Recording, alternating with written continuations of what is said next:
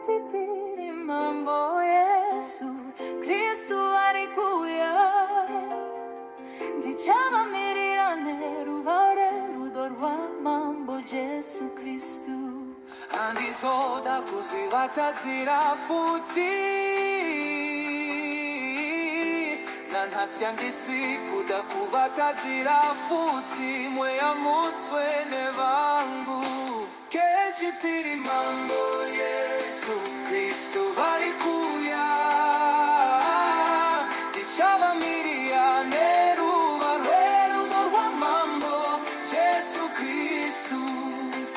andizoda kuzovatadzira futi